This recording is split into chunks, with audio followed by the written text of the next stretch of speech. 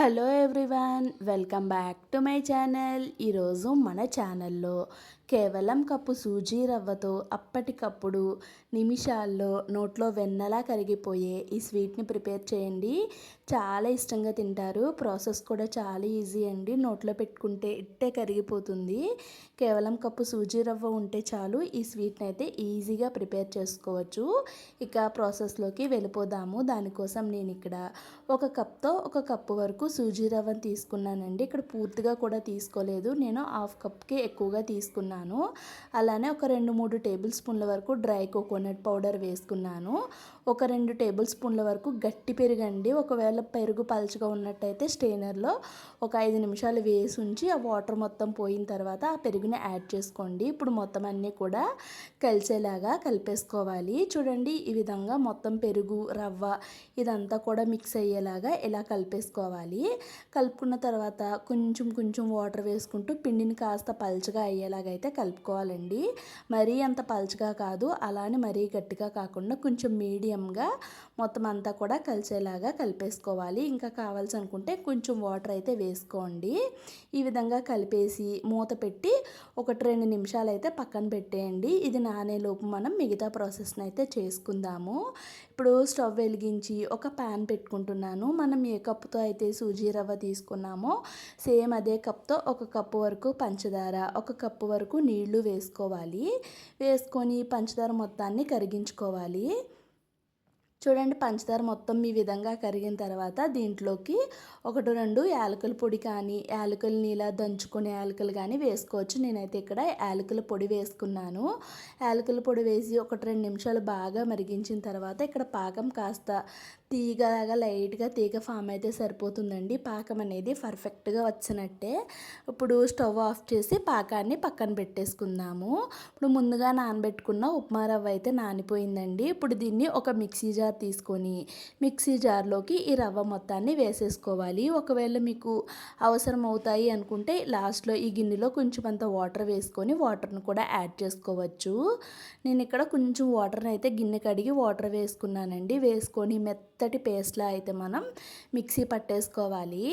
ఒకవేళ మీ దగ్గర coconut powder లేనట్టయితే పచ్చి కొబ్బరిని కూడా వేసుకోవచ్చండి. మీ దగ్గర ఏది వీలుంటే అది వేసుకోండి. వేసుకున్న తర్వాత దీన్ని ఒకసారి కలిపి ఇలా పక్కన పెట్టుకుందాము. దీంట్లోకి కొంచెం సాల్ట్ అండ్ అలానే కొంచెం అంతా ఈనో కూడా వేసుకుంటున్నాను. ఈనో వేసుకోవటం వల్ల ఏంటంటే గుల్లగా వస్తాయండి. స్వీట్ చాలా బాగుంటుంది. ఒకవేళ ఈనో లేని వాళ్ళు వంట సోడా ఉంటుంది కదండి, ఆ వంట సోడా అయినా కూడా వేసుకోవచ్చు.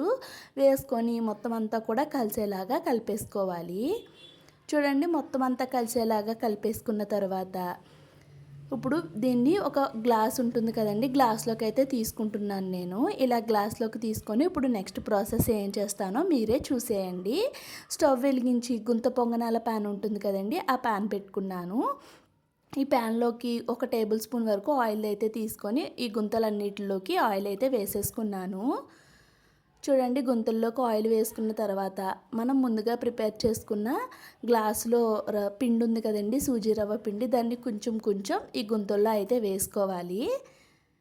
చూడండి, మరీ ఎక్కువ వేసుకోకూడదండి, తక్కువ వేసుకోవాలి. మరీ ఎక్కువ వేసుకున్నట్టయితే మొత్తం అంతా కూడా మనకి పొంగిపోతుంది అన్నమాట పిండి.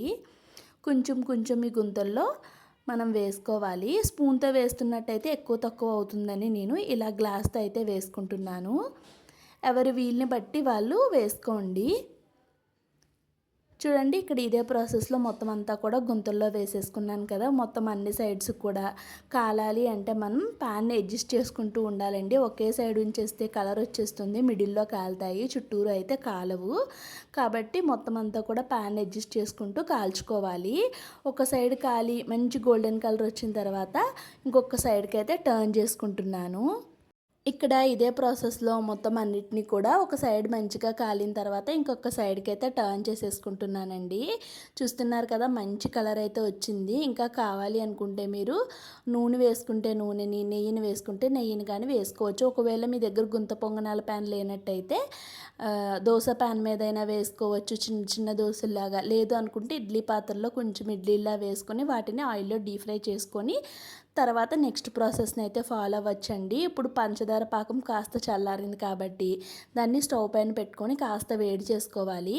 పంచదార పాకం కాస్త వేడైన తర్వాత మనం ముందుగా ప్రిపేర్ చేసుకున్న ఈ రవ్వ బైట్స్ ఉన్నాయి కదండి, ఈ బైట్స్ అన్నిటిని కూడా పొంగనాలని వేసుకొని షుగర్ సిరప్ పట్టేలాగా ఒక్కసారి కలిపేసుకోవాలి. మరీ ఎక్కువగా కలపకూడదండి. లైట్గా కలిపి మూత పెట్టి ఒక 5 నిమిషాల పాటు కుక్ చేసుకోవాలి. 5 నిమిషాల తర్వాత మూత తీసి చూస్తే చక్కగా కుక్ అయిపోయి ఉంటాయండి. చూడండి, ఈ గుంత పొంగనాలు చక్కగా ఈ షుగర్ సిరప్లో కుక్ అయిపోయినాయి కదా, చాలా మెత్తగా ఉంటాయండి. స్టవ్ ఆఫ్ చేసి ఒక 5 నిమిషాలు పక్కన పెట్టేయండి. మొత్తం పాకం అంతా కూడా పీల్చేసుకున్నాయండి. చాలా అంటే చాలా బాగున్నాయి. అసలు నోట్లో పెట్టుకుంటే మనకి మెత్తగా దూది ఎలాగైతే కరిగిపోతుందో అలా కరిగిపోయాయండి. చాలా టేస్టీగా ఉన్నాయి. ఒక్కసారి అయితే మీరు ఖచ్చితంగా ఈ రెసిపీని అయితే ట్రై చేయాలండి.